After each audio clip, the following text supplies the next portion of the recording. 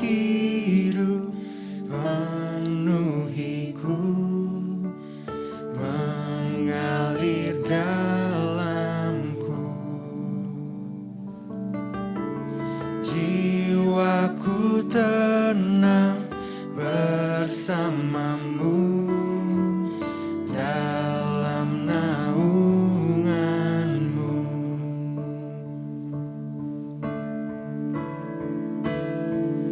Ku buka hati untuk jamahanmu, berserah penuh di hadiratmu. Kau ambil alih seluruh hidupku di altarmu, menyembahmu. Mari teman-teman, kita angkat pujian ini sekali lagi dengan penuh hikmat.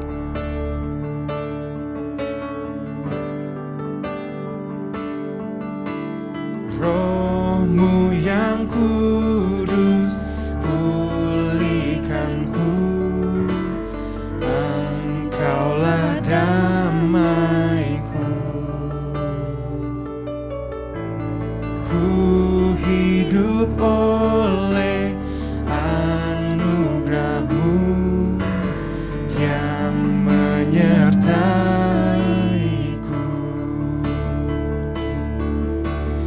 yang menyertaiku.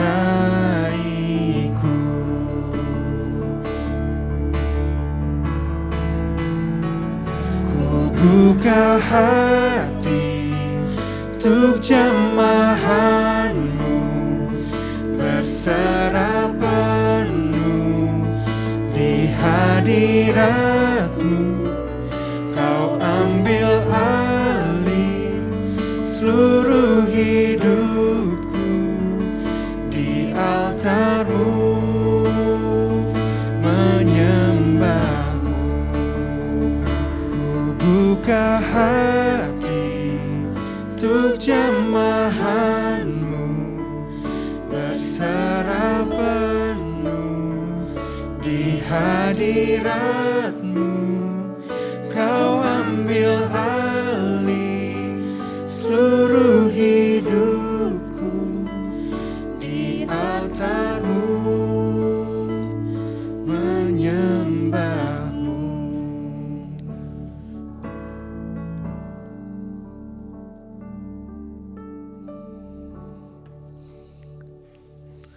Ibadah ini berlangsung di dalam nama Allah Bapa, Anak dan Roh Kudus. Kasih karunia dan damai sejahtera dari Allah Bapa kita dan dari Tuhan Yesus Kristus menyertai saudara sekalian.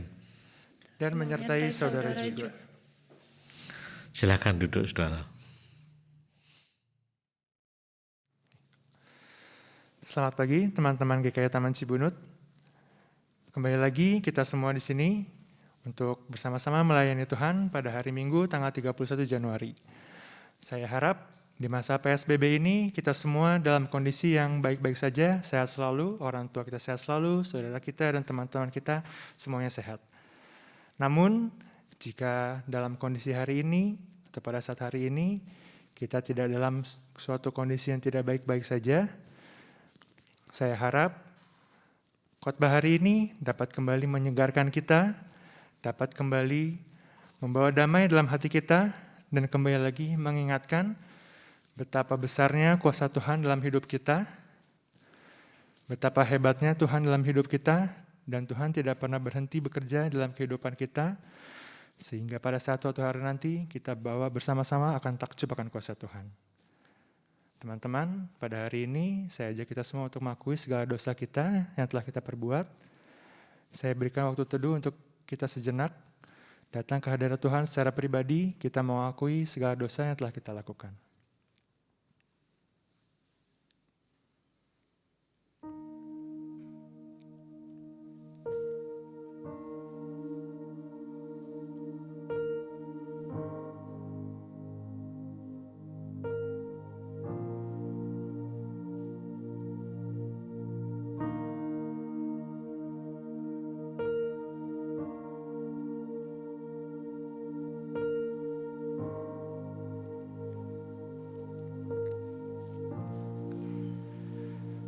Bapa yang bertahta dalam kerajaan surga, kami datang pada hari ini, anak-anak-Mu yang penuh akan dosa. Tuhan, kami pada hari ini ingin mengakui segala dosa yang telah kami perbuat, sengaja ataupun tidak sengaja yang telah menyakiti hati-Mu. Tuhan Yesus, kami sadar Tuhan, bahwa banyak sekali hal duniawi yang telah menghasut kami untuk masuk ke dalamnya. Padahal kami tahu Tuhan, itu adalah suatu tindakan yang Engkau tidak suka. Pada hari ini kami kembali ke hadirat-Mu, kami ingin menyucikan kembali hati kami Tuhan. Kami sebagai anak-anak-Mu ingin belajar lagi Tuhan, belajar lebih baik lagi mengenal-Mu, belajar lagi lebih dalam seperti apa seharusnya tindakan kami yang kami lakukan dalam kehidupan kami sehari-hari. Kami percaya Tuhan, Engkau adalah Tuhan yang Maha Pengampun, yang Maha Penolong. Kami percaya Tuhan bahwa Engkau adalah satu-satunya juru selamat dalam hidup kami. Terima kasih Tuhan, inilah doa kami panjatkan hanya dalam nama-Mu. Amin. Teman-teman, kita akan menerima berita anugerah. Saya undang kita semua untuk bangkit berdiri. Inilah berita anugerah dari Tuhan yang diambil dari Mazmur 68 ayatnya yang ke-35. Allah adalah dahsyat. Dari dalam tempatnya yang kudus, Allah Israel, Dia mengkaruniakan kekuasaan dan kekuatan kepada umatnya. Terpujilah Allah.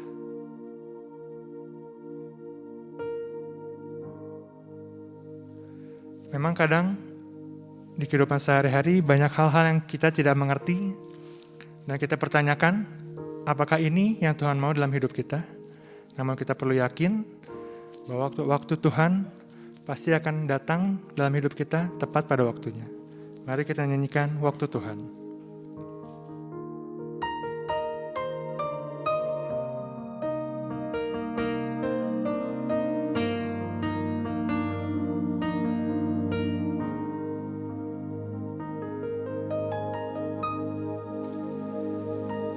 Bila Kau izinkan sesuatu terjadi, ku percaya semua untuk kebaikanku. Bila nanti telah tiba waktumu, ku percaya kuasa-Mu memulihkan hidupku. Waktu Tuhan pasti yang terbaik, walau kadang tak mudah dimengerti. Lewati cobaan, ku tetap percaya waktu Tuhan pasti yang terbaik.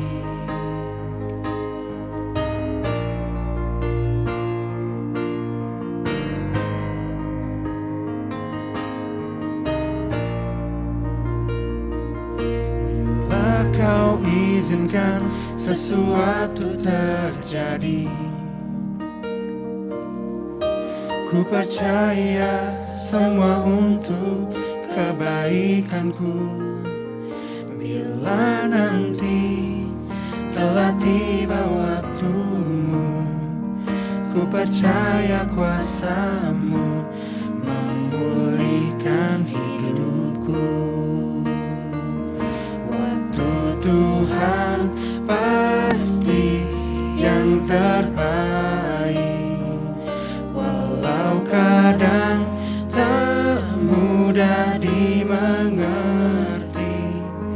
Lewati cobaan, ku tetap percaya waktu Tuhan pasti yang terbaik.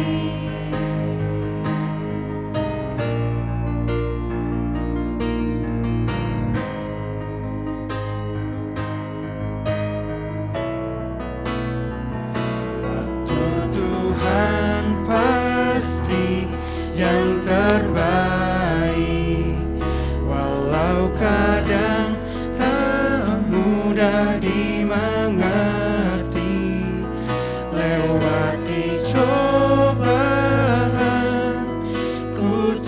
tetap percaya waktu Tuhan pasti yang terbaik. Waktu Tuhan pasti yang terbaik. Walau kadang tak mudah dimengerti, lewati cobaan, ku tetap percaya waktu Tuhan pasti yang terbaik. Lewati cobaan, ku tetap percaya waktu Tuhan pasti yang terbaik. Waktu Tuhan pasti yang terbaik.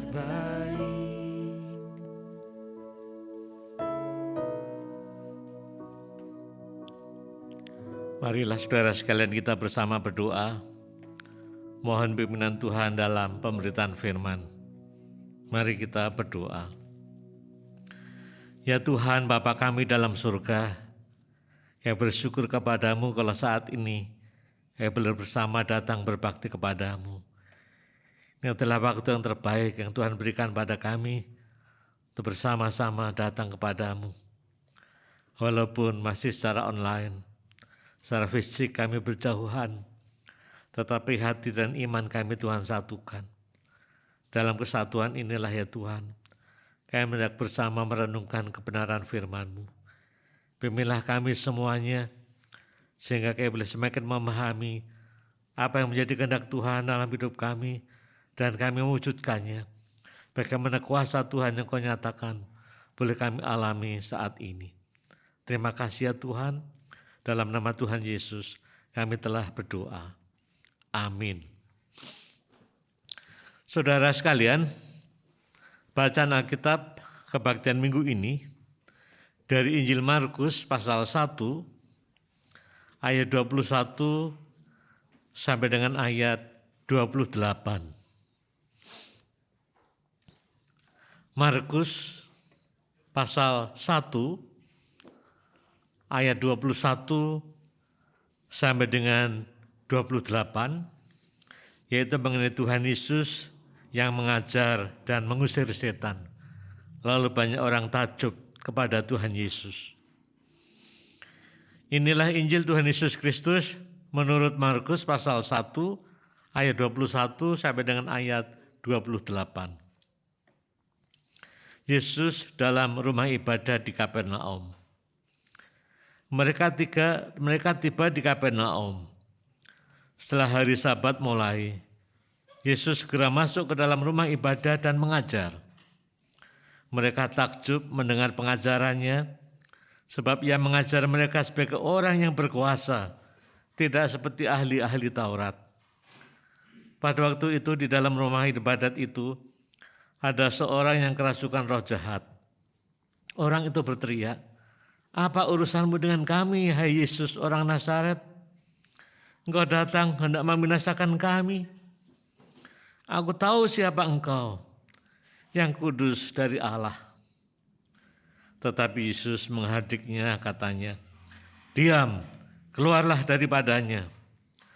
Roh jahat itu menggoncang-goncang orang itu, dan sambil menjerit dengan suara nyaring ia keluar daripadanya.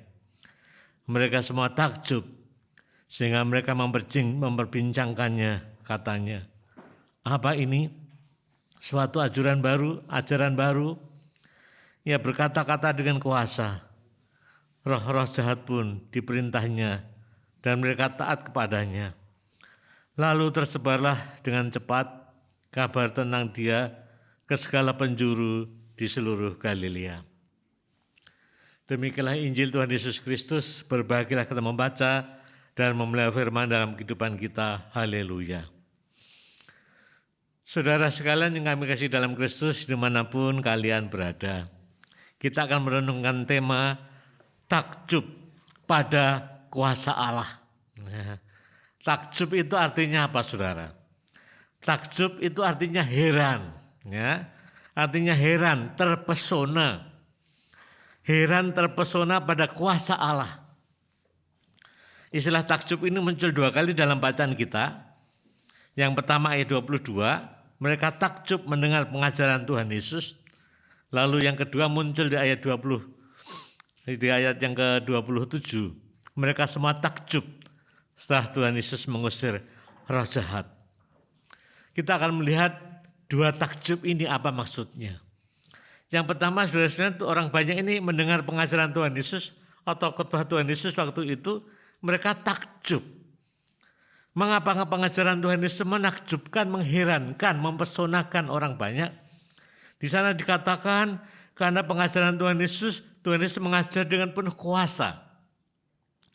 Tidak seperti ahli-ahli Taurat, itu dikatakan ayat 22. Mereka takjub mendengar pengajarannya, sebab ia mengajar mereka sebagai orang yang berkuasa, tidak seperti ahli-ahli Taurat. Jadi Tuhan Yesus mengajar tidak seperti ahli Taurat, Tuhan Yesus mengajar dengan kuasa. Lalu apa bedanya ahli Taurat dan Tuhan Yesus di dalam mengajar? Tentu mengajar firman Tuhan. Ahli Taurat mengajar hukum Taurat, tetapi tidak dilakukan. Ya, ini bedanya. Ahli Taurat itu pinter, orang Farisi ahli Taurat pinter soal Taurat. Tapi kehidupannya tidak sesuai dengan hukum Taurat itu. Hukum Taurat dihafal untuk apa? Untuk menyalahkan orang lain. Terus sebagai senjata untuk menyalahkan orang lain dan hidupnya tidak sesuai dengan hukum Taurat itu. Tapi kalau Tuhan Yesus beda. Tuhan Yesus mengajar firman Allah, hukum Tuhan dari dirinya sendiri. Bukan hafalan. Karena Yesus adalah Allah sendiri, maka Yesus mengajar kebenaran dari dirinya sendiri.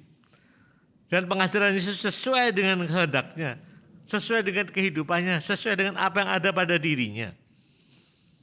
Inilah yang membuat orang terpesona dan takjub. Karena apa? Karena pengajaran Tuhan Yesus muncul dari dirinya sebagai Allah. Dan itu bisa mengubah kehidupan manusia, mengubah kehidupan orang. Bukan untuk menyalah-nyalahkan orang, tapi untuk mengubah orang supaya hidupnya lebih baik. Dan sekalian itu takjub yang pertama, apa artinya bagi kita pada masa kini? Artinya adalah pengajaran Tuhan Yesus atau firman Allah juga harus kita hayati sebagai firman Allah yang mengubah hidup kita. Pengajaran firman Allah atau Alkitab sekarang ini tidak cukup hanya kita mengerti. Alkitab firman Allah, firman Tuhan tidak cukup hanya kita tahu. Tapi bagaimana firman Allah itu bisa menguasai hidup kita dan mengubah hidup kita. Jadi kalau kita bisa takjub pada firman Allah, kita diubah oleh kehidupannya. Kita diubah oleh firman-Nya. Dan itu memang tujuan bagaimana Alkitab ditulis, yaitu untuk mengubah kehidupan kita semua. Saya akan bandingkan dengan bacaan dari 2 Timotius 3. 2 Timotius 3 ayat yang ke-16 ya. 2 Timotius 3 ayat 16 saya bacakan demikian. Segala sesuatu, segala tulisan yang diilhamkan Allah, maksudnya Alkitab, memang bermanfaat untuk mengajar, untuk menyatakan kesalahan, untuk memperbaiki kelakuan, dan untuk mendidik orang dalam kebenaran. Ya, itulah intinya pengajaran firman Allah. Tidak cukup hanya kita tahu, kita mengerti. Bagaimana firman Allah yang diajarkan Tuhan Yesus mengubah kehidupan kita, yang salah jadi benar, yang enggak benar jadi benar, yang keliru jadi benar, ya, yang melenceng-melenceng jadi diluruskan, itulah. Jadi firman Allah sanggup mengubah kehidupan kita dari hidup yang bertentangan dengan kehendak Tuhan menjadi hidup sesuai dengan kehendak-Nya. Dari hidup yang egois hanya mementingkan diri sendiri menjadi hidup untuk Tuhan dan sesama. Dari hidup yang hanya mencari materi dunia, sekarang mencari kerajaan Allah. Oleh karena itu saat saudara membaca Alkitab atau firman Tuhan atau mendengar pengajaran Tuhan Yesus, entah saat khotbah, mendengar khotbah atau membaca Alkitab renungan, marilah saudara memikirkan Allah ingin saya bagaimana. Ya. Firman Allah ingin mengubah saya seperti apa. Hidup saya ingin diubahkan seperti apa. Dan kalau kita bisa merasakan Allah mengubah kehidupan kita melalui firman, entah yang ditulis Alkitab atau yang dikhotbahkan, di sanalah kuasa firman terasa. Ya. Jadi itulah yang pertama, pengajaran Tuhan Yesus atau firman Allah berkuasa. Karena apa? Karena mampu mengubah kehidupan manusia yang enggak benar menjadi hidup yang baik. Lalu sekarang kita lihat takjub yang kedua, yaitu ayat 27 tadi. Mereka semua takjub, ya, setelah Tuhan Yesus mengusir roh jahat. Saudara sekalian, roh jahat itu apa? Roh jahat adalah roh yang bertentangan dengan Allah, kuasa jahat atau setan. Kalau orang dirasuki, dikuasai oleh roh jahat, hidupnya dipengaruhi, sehingga hidupnya tidak sesuai dengan jalan Tuhan. Hidupnya berlawanan dengan kehendak Tuhan. Mengapa orang banyak takjub melihat Tuhan Yesus mengusir setan atau roh jahat? Karena kuasa Tuhan Yesus mengalahkan kuasa roh jahat atau setan tadi. Kuasa Yesus mampu membebaskan manusia dari belenggu kuasa jahat itu. Lalu ada yang menarik dari bacaan Injil ini, bahwa ternyata roh jahat ini mengenal Tuhan Yesus, ya, tahu Tuhan Yesus. Ini menarik. Coba kita baca lagi ayat 23 dan 24. Ya, saya akan baca ayat 23 dan 24. Pada waktu itu di dalam rumah ibadat itu ada seorang yang kerasukan roh jahat. Orang itu berteriak, "Apa urusanmu dengan kami, hei Yesus orang Nazaret? Engkau datang hendak membinasakan kami? Aku tahu siapa engkau, yang kudus dari Allah." Wah, ini menarik, ya. Jadi roh jahat ini sebenarnya mengakui, menyadari bahwa kuasa Yesus itu lebih hebat, lebih kuat daripada kuasa roh jahat. Maka mereka takut dibinasakan. Ya. Juga mengenal, aku tahu siapa engkau, yang kudus dari Allah. Wah, ini menarik, ya. Jadi roh jahat ini tahu ternyata Yesus itu bukan main-main, dia Allah sendiri. Kalau dikatanya yang kudus dari Allah, artinya Allah sendiri. Apa artinya, saudara? Artinya adalah bahwa kita harus waspada. Orang yang bisa mengenal Tuhan Yesus bukan berarti dia tidak bisa melakukan hal yang enggak benar. Ya. Orang yang mengenal Tuhan Yesus bisa melakukan hal kejahatan. Ya, seperti setan ini. Ya. Dia mengenal Tuhan Yesus tapi dia kelakuannya berlawanan. Atau dengan kata lain, kita harus hati-hati, saudara sekalian. Kita jangan merasa bangga, saya sudah menjadi orang Kristen, dibaptis, percaya, aman lah. Enggak. Ternyata bagi kita yang sudah mengatakan percaya, mengenal Tuhan Yesus, bahkan percaya, dibaptis, menjadi orang Kristen, bisa saja roh jahat menguasai diri kita. Ya, jadi kita jangan merasa kebal dari roh jahat. Enggak. Roh jahat masih bisa menguasai kita semuanya. Tapi kita juga harus tahu bahwa kuasa jahat toh bisa dikalahkan kuasa Tuhan sendiri. Nah, bagaimana supaya kuasa Tuhan memimpin kita sehingga kita tidak dikuasai roh jahat? Kita harus dekat pada Tuhan. Ya. Jadi pertanyaannya, apakah kita mau dekat dengan Tuhan atau jauh dari Tuhan? Kalau kita jauh dari Tuhan, roh jahatlah yang mendekat kita, menguasai kita. Tapi kalau kita dekat pada Tuhan, ya roh jahat masih tetap mempengaruhi kita, tapi kita tetap dalam pemeliharaan Tuhan. Karena kita dekat dengan Tuhan. Kuasa Tuhan Yesus yang mengalahkan kuasa jahat, artinya adalah kuasa Tuhan Yesus melindungi kita semuanya. Maka kita harus belajar berserah kepada Tuhan. Aku mau berserah kepadamu ya Tuhan. Bagaimana caranya aku berserah? Yaitu aku mau tunduk menurut perintahmu. Ini artinya berserah. Hidup menurut kehendaknya. Mau mendengarkan firman Allah dan mau melakukannya. Hidup mau dikuasai oleh Roh Kudus, bukan roh jahat. Kalau kita sadar betul hidup saya dikuasai Roh Kudus atau roh jahat, hati kita dikuasai oleh firman Tuhan, maka kuasa jahat tidak akan bisa memasuki hati kita semuanya. Jadi saudara sekalian, pada intinya dalam khotbah ini kita diingatkan bahwa pengajaran Tuhan Yesus atau firman Allah itu punya kuasa mengubah hidup kita. Maka dengarkanlah firman itu, tidak hanya kita tahu, hayatilah dan lakukanlah itu. Kita juga diingatkan bahwa kuasa Tuhan Yesus mengalahkan kuasa roh jahat, si jahat.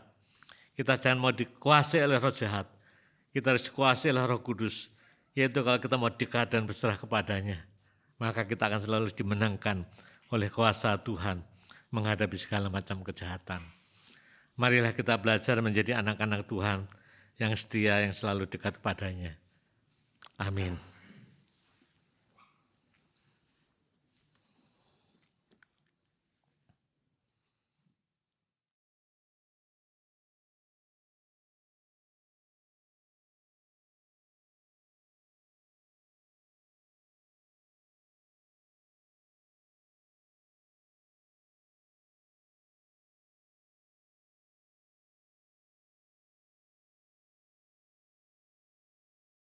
Jadi kita bangkit berdiri untuk mengucapkan pengakuan iman rasuli.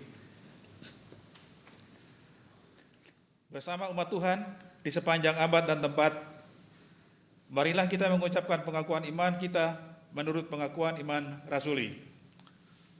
Aku percaya kepada Allah, Bapa yang Maha Kuasa, Khalik langit dan bumi, dan kepada Yesus Kristus, anaknya yang tunggal Tuhan kita, yang dikandung dari Roh Kudus, lahir dari anak darah Maria, yang menderita sengsara di bawah pemerintahan Pontius Pilatus, disalibkan, mati dan dikuburkan, turun ke dalam kerajaan maut. Pada hari yang ketiga, bangkit pula dari antara orang mati, naik ke surga, duduk di sebelah kanan Allah, Bapa yang Maha Kuasa, dan dari sana ia akan datang untuk menghakimi orang yang hidup dan yang mati.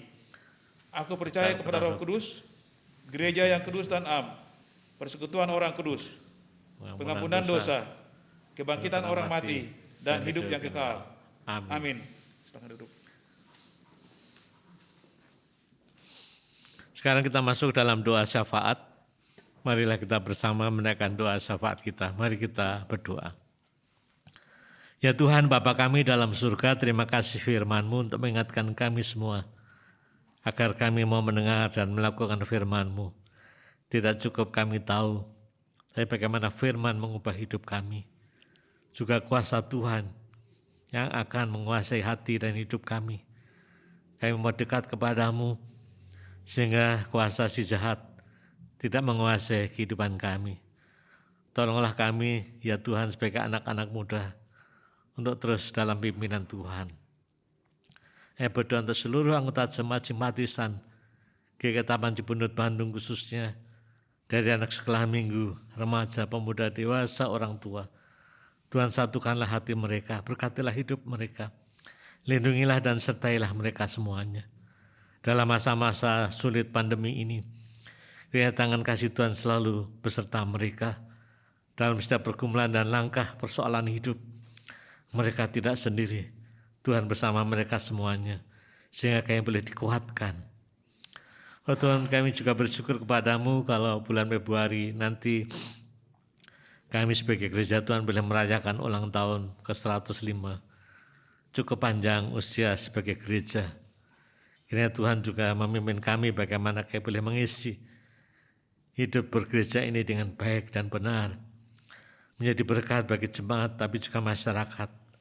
Tidak hanya melihat diri kami sendiri, tapi juga melihat keluar untuk kemuliaan nama Tuhan.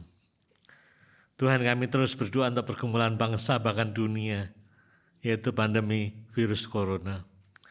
Yang berdoa untuk kebijakan pemerintah Indonesia di dalam pemberlakuan pembatasan kegiatan masyarakat PPKM atau dulu disebut PSBB. Ya Tuhan, tolonglah agar seluruh masyarakat boleh mentaatinya protokol-protokol kesehatan, sehingga kami semua boleh terlindungi dari virus yang mengerikan itu. Biarlah semua lapisan masyarakat boleh sadar akan bahayanya, sehingga boleh saling menjaga satu dengan yang lain, dengan melakukan protokol kesehatan yang ditetapkan. Saya berdoa untuk program vaksinasi yang sudah mulai berjalan, Tuhan berkati, sehingga itu menjadi salah satu cara untuk bisa mengendalikan virus ini. Saya berdoa untuk pemerintah dengan kebijakan-kebijakan kesehatan yang pasti berdampak pada ekonomi. Ya Tuhan, ini hal yang tidak mudah dan sulit. Biarlah Tuhan berikan ketahanan, kekuatan, daya tahan masyarakat menghadapi ini semua. Sehingga dengan daya tahan itu mereka bisa dengan kreatif mencari solusi mengatasi kehidupan ini. Jauhkanlah dari bangsa kami hal-hal yang tidak kami inginkan. Tuhan jaga sehingga semua nyaman dan aman, kondusif untuk bersama-sama hidup sebagai bangsa yang damai. Tuhan terima kasih. Inilah doa kami semuanya. Panjatkan dalam nama Tuhan kami, Yesus Kristus. Amin.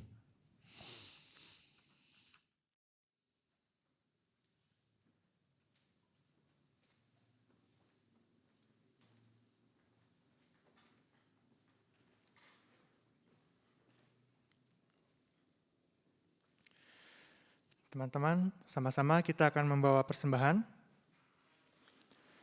Marilah kita membawa ungkapan syukur kita melalui persembahan, bisa melalui transfer ke rekening GKI Taman Cibunut atau melalui QR Code yang ditampilkan pada layar masing-masing. Nats persembahan kita diambil dari Roma 11 ayatnya yang ke-36. Sebab segala sesuatu adalah dari Dia, dan oleh Dia, dan kepada Dia. Bagi Dialah kemuliaan sampai selama-lamanya. Marilah dengan hati yang bersyukur kita membawa persembahan. Teman-teman, kepada siapakah kita harus lebih dekat? Kepada roh jahat atau kepada Tuhan Yesus? Akankah kita membiarkan hidup kita di bawah naungan roh jahat yang ujung-ujungnya membawa kita kehidupan yang stres ataupun depresi, atau kepada Tuhan Yesus yang membawa ketenangan dalam hidup kita, yang membawakan damai dalam hidup kita? Tentunya sebagai anak-anak Kristen, kita harus lebih dekat dengan Tuhan dan terus memuliakan nama Tuhan. Marilah kita nyanyikan lagu Nama Yesus Termulia.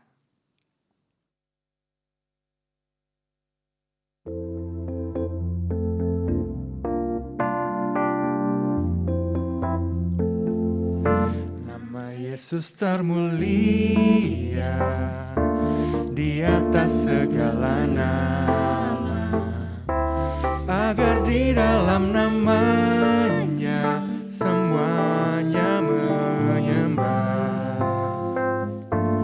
Yang di bumi dan di sorga tekuk lutut memuliakan. Segala lidah pun berkata, Yesus Kristus itu Tuhan. Terpuji namanya, terpuji namanya. Sembah dan pujilah Raja alam semesta, yang di bumi dan di sorga tekuk lutut memuliakan. Segala lidah pun berkata, Yesus Kristus itu Tuhan. Masih banyak manusia yang tak mengenal nama-Mu. Suruh hamba yang setia kerja dan bertekun. Tuhan pakailah diriku menyebarkan keselamatan. Kata dan perbuatanku mencerminkan firman Tuhan. Terpuji namanya, terpuji namanya. Ku puji, ku sembah Raja alam semesta. Tuhan pakailah diriku menyebarkan keselamatan. Kata dan perbuatanku mencerminkan firman Tuhan. Kata dan perbuatanku mencerminkan firman Tuhan.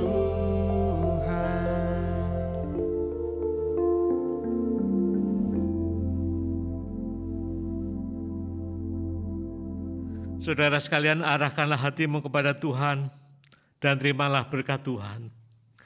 Tuhan memberkati engkau dan melindungi engkau. Tuhan menyinari engkau dengan wajah-Nya dan memberi engkau kasih karunia. Tuhan menghadapkan wajah-Nya kepadamu dan memberi engkau damai sejahtera. Amin.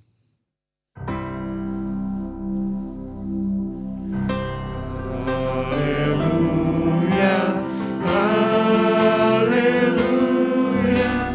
haleluya, haleluya, haleluya, amin, amin, amin.